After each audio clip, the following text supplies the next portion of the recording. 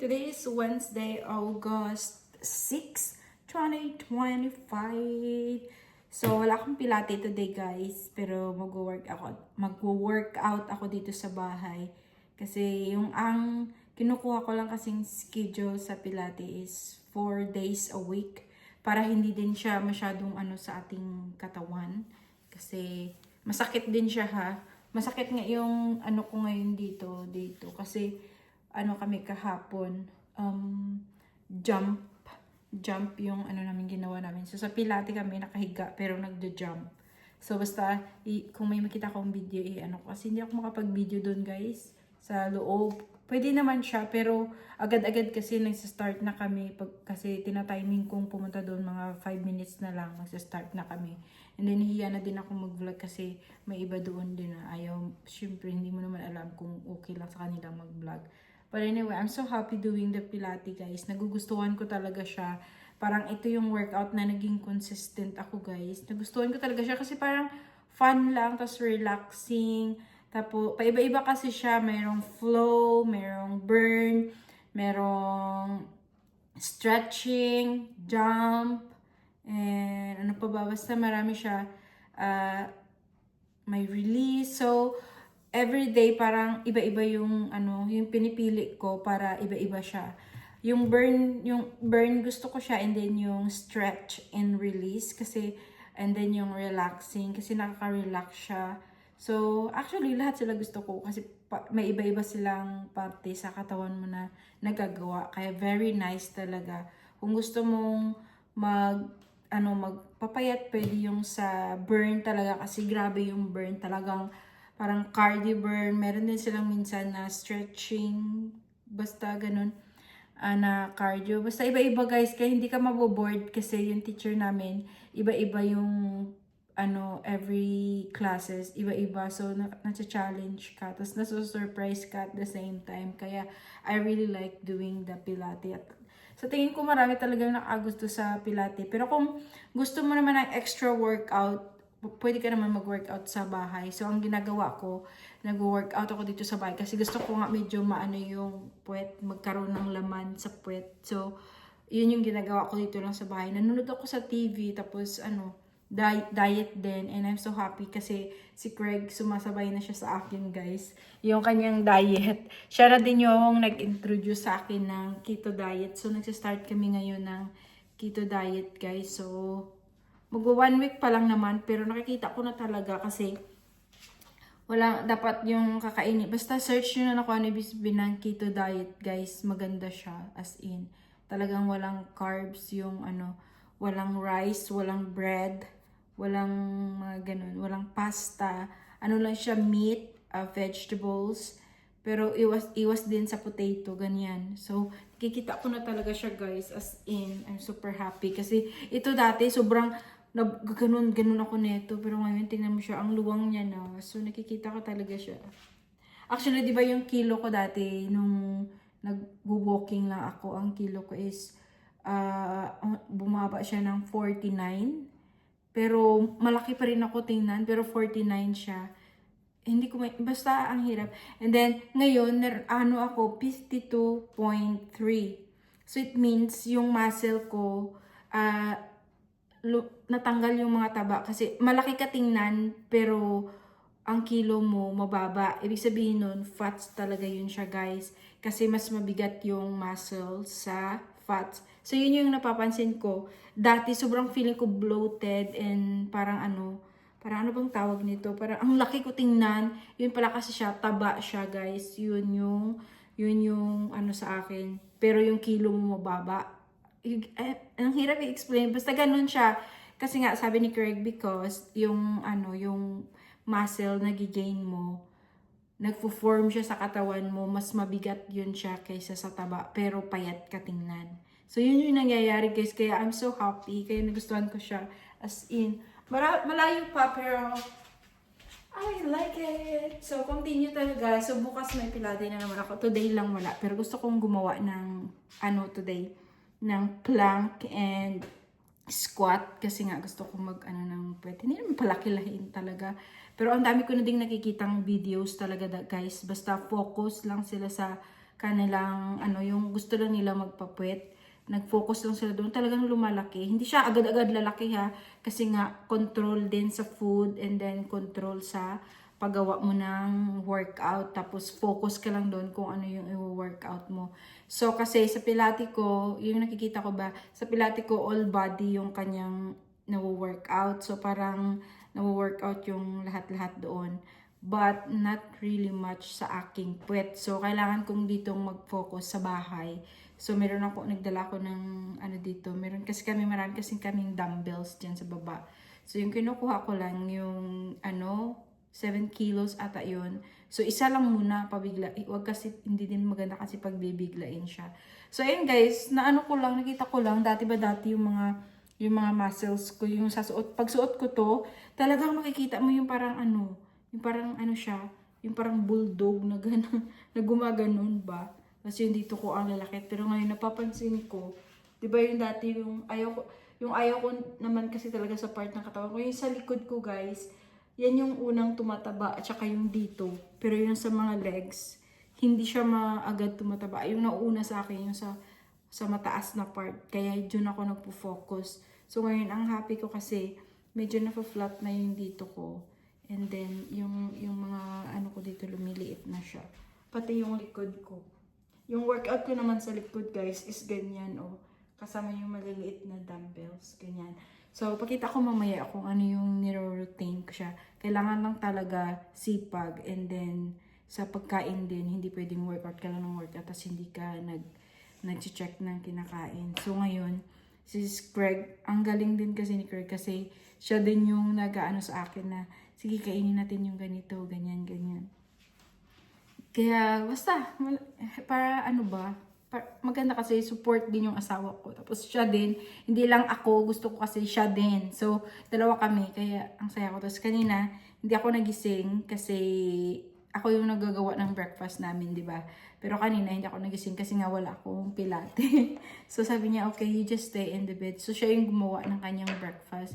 Dati yung binibreakfast niya yan, guys, cereal and milk, lagi ganyan. So, tamis, di ba? So, hindi siya maganda. Ngayon, nagpalit kami. It's either kakain kami ng omelette with spinach and yung baby tomatoes. Lang namin, swap namin. So, today, ang ginawa niya is smoothie, peanut butter, yung mga binibili din naming mga foods, guys, mga cheese, mga peanut butter is parang organic talaga siya. Hindi siya yung preservative. So, yung peanut butter dito, hindi siya matamis, walang sugar. So, peanut lang talaga. So, yan yung ginawa niya kanina yung smoothie niya. So, hindi ko alam kung napakita ka na ba. Basta yung napakita ko na ata sa vlog ko na ma-upload ko na, yun, yung ginagawa niya. Smoothie na may peanut butter and then yogurt, Greek. Pero ang yogurt, hindi ko gusto yung lasa. And then cocoa. Yung cocoa powder, guys, diba, healthy din yun kasi wala din yun siya preservative. So, all organic talaga yun yung binili namin. So, last time na nag-grocery kami, sabi ko, ang mahal pala maging healthy. Pero, ang mga food naman kasi na binili namin, medyo may price siya, pero madaming beses mo na din siya magagamit kasi. So, we're happy. So, sana maano namin. Talagang lang din siguro yung focus. Gusto ko na kumain ng rice, guys, pero pinipigilan ko talaga. Magto 2 weeks na akong, isang beses lang ako kumain ng rice nung nag-restaurant kami. Pero pag dito sa bahay, wala ng rice talaga. Pinipigilan namin talagang discipline. Basta sana namin yun. Matuloy-tuloy lang namin. Kasi gusto ko yung improvements. Masarap din kasi sa pakiramdam yung dati kasi nasusuot ko lahat ng gusto kong suotin kasi nga pag medyo maliit ka, madali lang magsuot ng mga damit. Nung tumaba ako, guys, pag suot mo pa lang, nakita mo parang gano'n na yung braso ko, ganito na yung tiyan ko, parang ayoko na ito. So nahirapan ako maghanap. So ngayon, kahit anong suotin ko, gusto ko na siya na okay siya tingnan kasi nga hindi gano'n ka Plus healthy as well, para healthy tayo. Kasi nga, gusto namin mag-baby. So, kung gusto namin mag-baby, dapat healthy. So, yun lang, guys. Kakain ako and then mamaya mag-workout ako. Pakita ko sa inyo. And gagawa ko ng smoothie ngayon. So, let's go! Yung ingredients ng aking smoothie guys, same yung sa ginawa ni Craig kanina this morning. So meron tayong ditong spinach or alogbate, and then cocoa powder, then yung mga nuts natin, walnuts and almond and peanut butter, and ito yung ayaw ko sa lahat guys, yung Greek style na yogurt, kasi basta maasim na maano, hindi ko alam. Pero dahil may mga ganyan tayo, mix natin. And then ito na yung sugar na ginagamit namin guys. Monk fruits. So, matamis siya. Yan. White sugar, replacement, and organic. So, yan yung aming sugar. Kahit sa coffee ni Craig, ito yung nilalagay niya guys. Tapos, ang coffee niya ngayon is black coffee na lang. Hindi na siya white coffee. Black coffee na siya with the sugar. So, change talaga ang diet ng aking asawa. And, yeah. So, gawa tayo yogurt.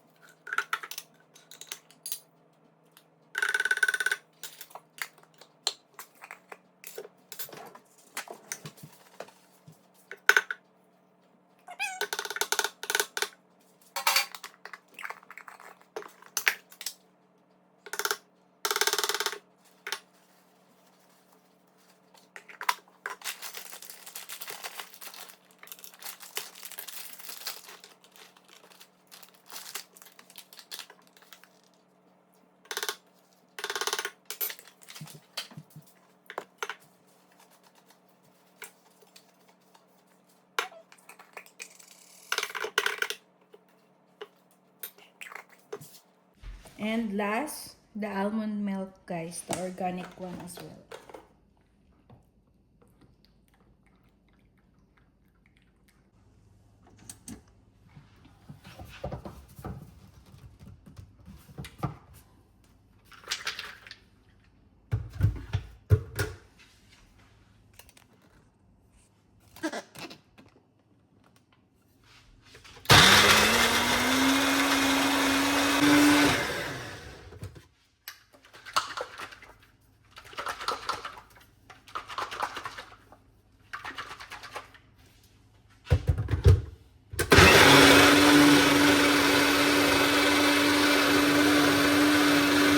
Ito na yung smoothie ko guys. Ito na yung aking breakfast. So, for all protein yan siya guys. Especially ito, mga protein lahat. Kasi nga, mga walnuts. And then, so, good morning!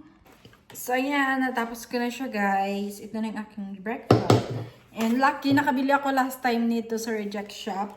Straw na, siya guys, hugasan mo lang. Tapos pwede mong gamitin ulit. So, nakakuha ko ng 4. It's glass siya, guys. So, pipiliin natin yung pink. So, ganyan siya, oh. And, glass. Tapos, kung maglilinis ka nito, guys, meron siyang kasamang panglinis. So, 4 na siya. So, ito yung panglinis niya. Ganyan. So, malilinisan mo talaga siya. So, let's drink. So, yun yung itsura niya, guys. Para lang siya, kasi dahil sa milk.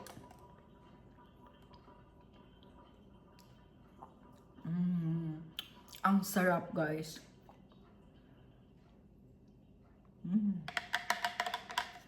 Promise, no joke, ang sarap. Mas naaamoy ko to. And yung cocoa. Tapos yung spinach or yung alogbate, hindi mo siya malalasahan. Kasi more on siya sa mga peanut butter and nuts. Yung mga nuts. So, ang sarap talaga niya. Hindi ko na din nalalasahan yung yogurt. Kasi medyo maasim to eh. Maganda lang kasi nito guys. Kasi nga, protein din siya oh. Yan. So, maganda talaga siya. So, maganda lang siyang i-partner mo siya sa iba para hindi mo siya malasahan. Like this. So, gusto ko siya.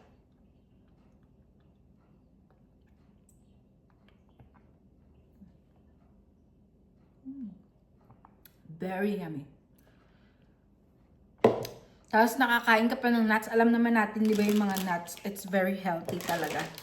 Yung mga, kahit anong nuts, mga healthy yan sila guys. So, ang sarap ng lasa. Gusto ko yung mga nuts, kaso lang nakakapagod kasi silang nguyain. So, maganda to, i-blend mo na lang siya.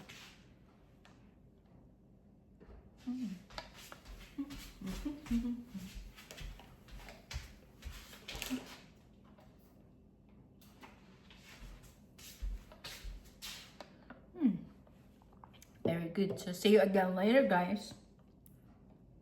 Ang sarap.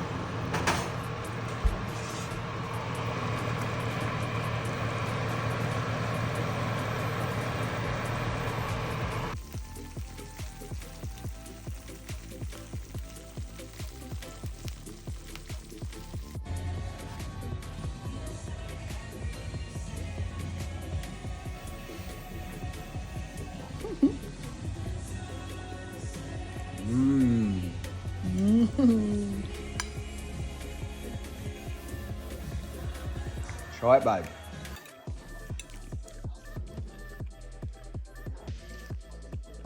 Eat more, my love. I'm going to have to finish it. I'm sorry, babe.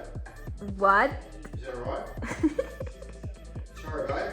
If you want some for lunch. No. You're good. No, you could eat it. You like it? Yeah.